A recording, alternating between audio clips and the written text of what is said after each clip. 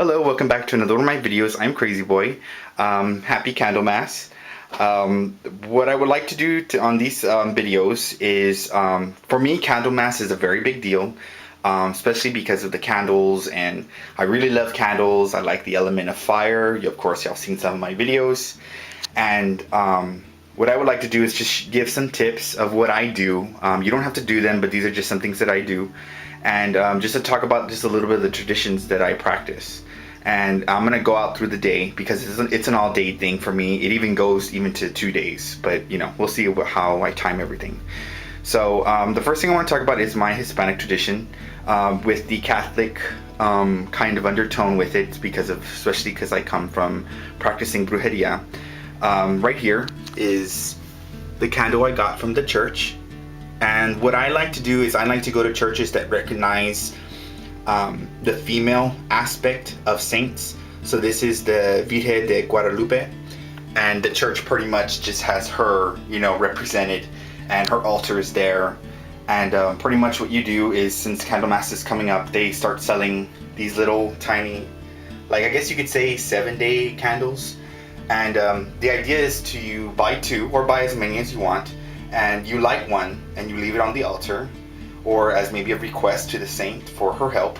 And then also you take some home with you so you can use them for magical purposes. So there's that undertone of the brujeria idea. So that's the first candle that gets lit on my altar in the morning. Okay. Now the second thing, as you can see, this is right here. This is kind of the representation of the wheel. And as you can see, there's my pentacle, and there are the elements right there. And the first candle that's lit is, of course, on this side, mainly because my altar faces north and south, and this side is east, and then this side is west. And what I like to do is I like to have the representation of the sun actually going over my altar. So what I'll do is I'll light this candle first, wait about 8 hours, then I'll light this candle right here, and then this candle, and wait about 8 hours, and then I'll light this candle and this candle.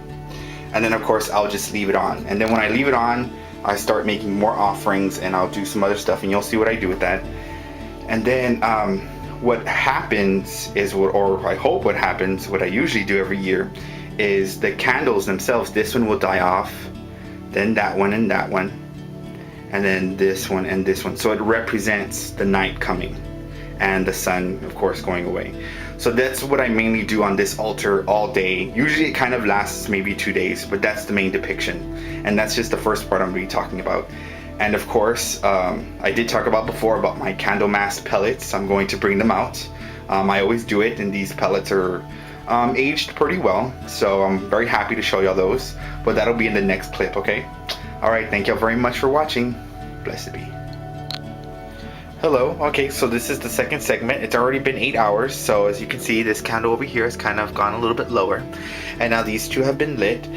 The first thing I want to talk about also is, why is there a green candle above in the spirit part? Mainly because this is the representation of Yule, about how we've brought greens into our house, and this is just a depiction of getting rid of it. Like, we're getting rid of the greens, we are wanting spring to come, we're kind of getting rid of Yule. So that's another thing also. So if you have any greens that you got from Yule or anything like that, you might want to represent them on your altar, and you may want to burn them, like pine needles or leftover pine needles, or just something like that from maybe your your Christmas tree or something like that. Now with this candle also being lit, which it signifies green, I also lit this candle in its place. I feel that springtime and the sun, there's a powerful association with healing. So I kind of lit this candle, and I actually put some people's names in there that I feel need a little bit of help with healing. So I did that for them for this year. And so in the next 8 hours, I'll be lighting these other 2 candles, and that's when I'll start doing like the major offerings, and I'll show the representation of the wheel and all that good stuff for y'all. Okay? Alright, well, thanks for watching.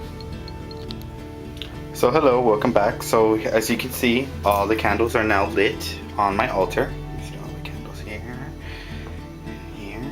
So now this is the representation of the sun being at its strongest. So now I'll just leave these candles that are around the bowl to be lit, but also I'm gonna do my ritual and everything, and you know, of course banishing, you know, winter and wanting spring to come. So yeah, and also having some chance having to do with healings and stuff like that. And also too, I do like to incorporate the people that I've also helped with my honey jar spells. So these are them. So they're also going to be helped with healing powers just as well. So there they are. And right here are my Candlemas incense pellets. I'll see if I can show you on up close.